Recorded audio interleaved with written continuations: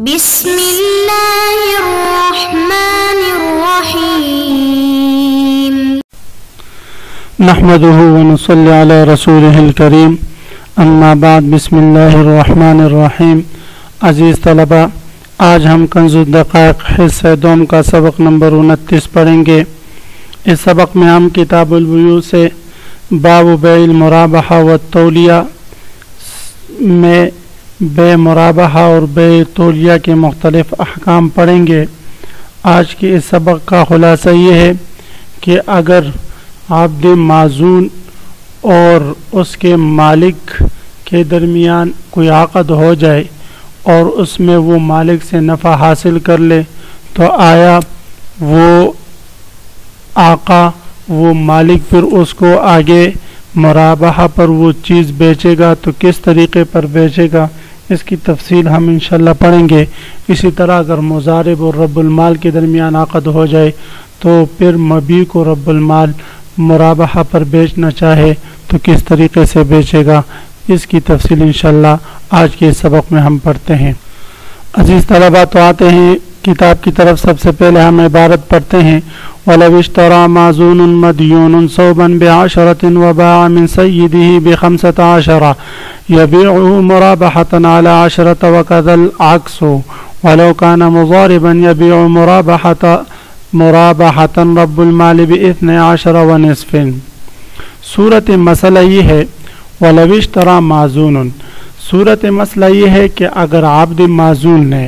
عبد معزون اس غلام کو کہا جاتا ہے جس کو آقا نے اجازت دی ہو کہ آپ مارکیٹ میں جا کر ہر قسم کی تجارت کر سکتے ہیں، آپ کو تجارت کی میری طرف سے اجازت ہے،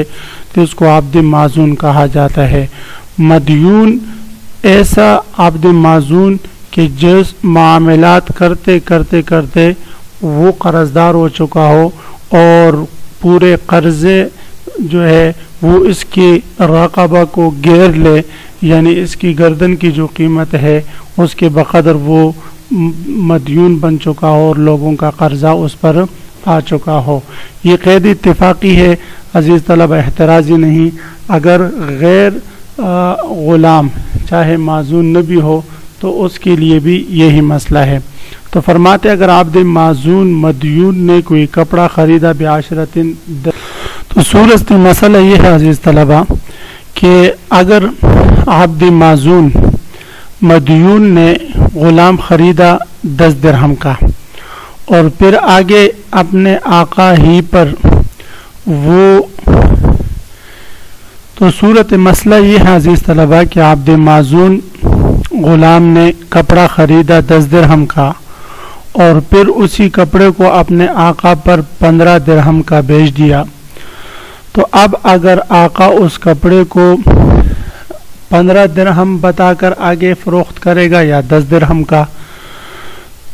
مرابحتاً، تو فرماتے ہیں کہ آقا اس کو ثمن 10 درہم بتا کر آگے بطور مرابحہ کے بیچے گا، 15 درہم نہیں بتا سکتا اگرچہ اس نے خریدا 15 درہم کا ہے، اس لیے کہ عبد معزون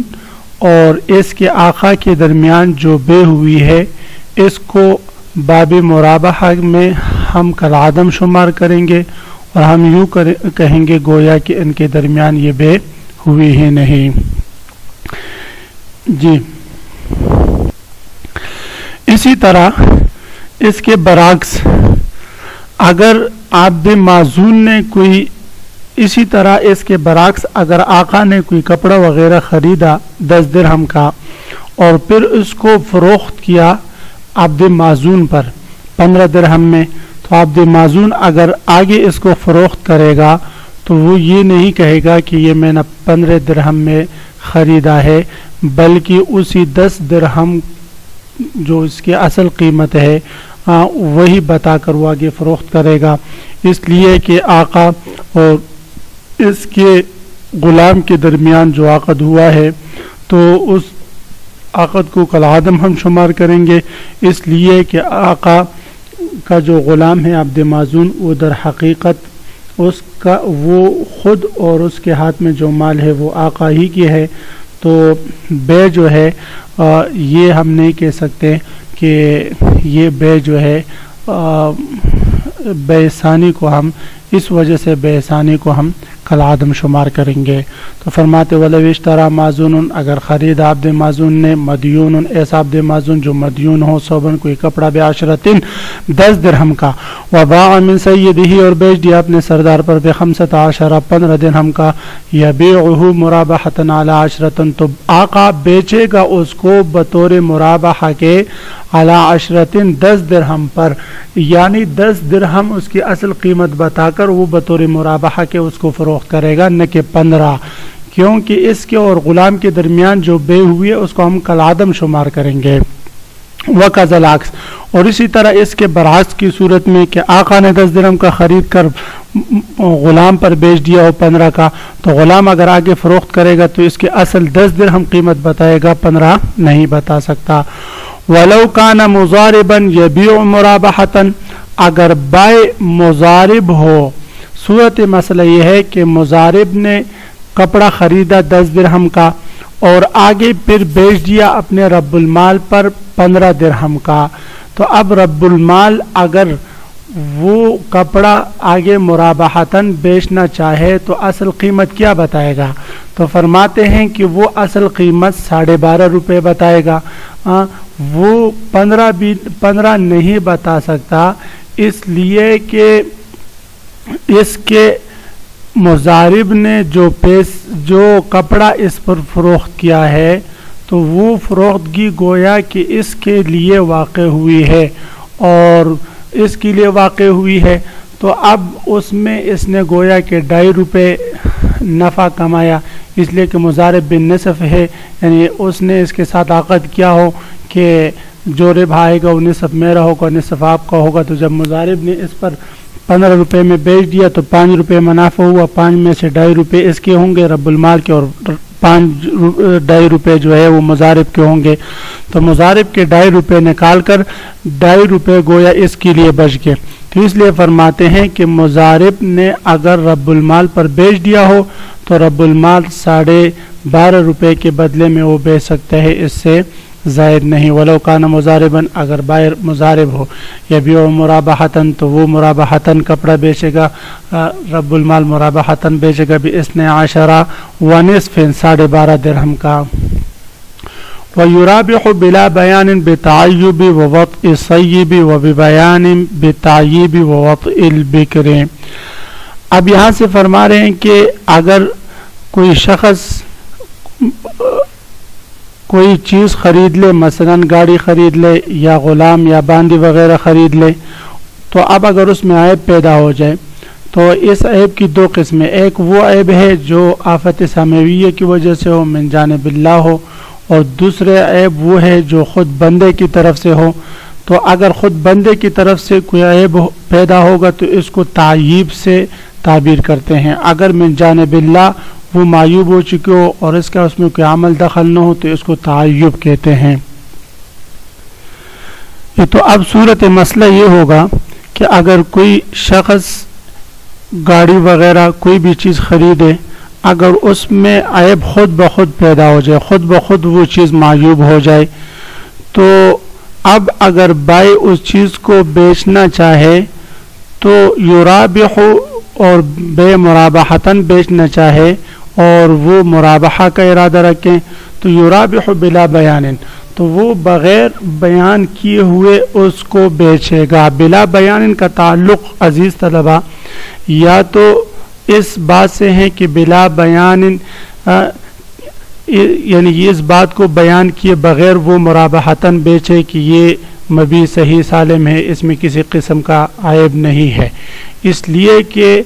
अगर वो ये बयान करेगा कि सही सालिम है, इसमें किसी किस्म का ऐब नहीं है, हालांकि वो मायूब हो चुकी है, तो ये तो धोखा होगा। और आप सल्लल्लाहु अलैहि वसल्लम इरशाद फरमाते मन गश्शना फलैसा मिन्ना, जो हमें धोखा दे वो हम में से नहीं। तो इसलिए वो ये सलामती का जिक्र किए बग़ैर उसको मुराबहतन बेच दें। और दूसरा मतलब इसका ये कि बिला बयान बिताय्युब, यानी उसमें जो ऐब पैदा हुआ है वो चूँकि मिन जानिबिल्लाह पैदा हुआ है और ऐसे मबी में हो जाता है, पैदा हो जाते हैं, तो इस ऐब को जिक्र किए बग़ैर वो अगर मुराबहतन बेचना चाहे तो बेच सकता है। اور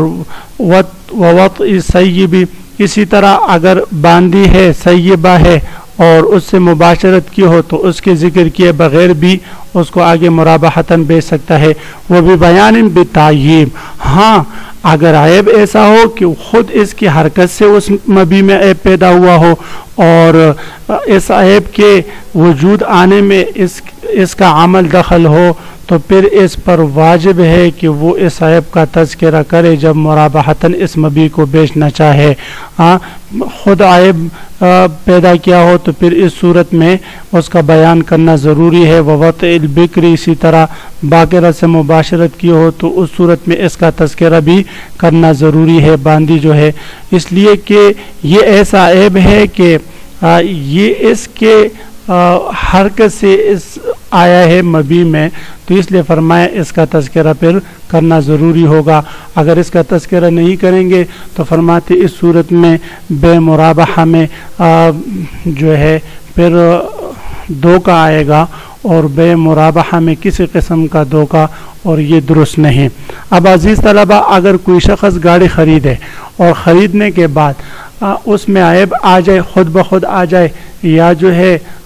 تعییب والی صورت ہو، یعنی اس کے چلانے سے اور اس کے عمل دخل سے اس میں عیب آ جائے، پھر یہ آگے کسی اور پر فروخت کر دے اور مرابحتاً فروخت کریں اور اس کے عیب کے بارے میں اس کو نہ بتائیں، کل اگر اس گاڑی میں مشتری کوئی عیب دیکھ لے اور ایسا عیب ہو کہ جو اس کے پاس سے وجود میں آیا ہو، تو فرماتے ہیں وہ خیار عیب کی وجہ سے یہ مبی واپس اس کو لوٹا سکتا ہے اور یہ بھی کر سکتا ہے کہ اس عیب کے ثمن جو قیمت بنتی ہے اس کی وجہ سے قیمت میں جو کمی آئی ہے وہ کمی اس کے مقدار کے بقدر اس سے وصول کر لے. تو عزیز طلبہ، آج کے سبق کا خلاصہ یہ ہوا کہ ہم نے مرابحہ کے احکام میں سے آج یہ ایک مسئلہ پڑھا کہ اگر عبد معزون کوئی چیز خریدیں اور اپنے آقا پر مرابحتاً بیچیں تو بے مرابحتاً، اب اگر آقا جو ہے مرابحتاً اس کو آگے بیچنا چاہے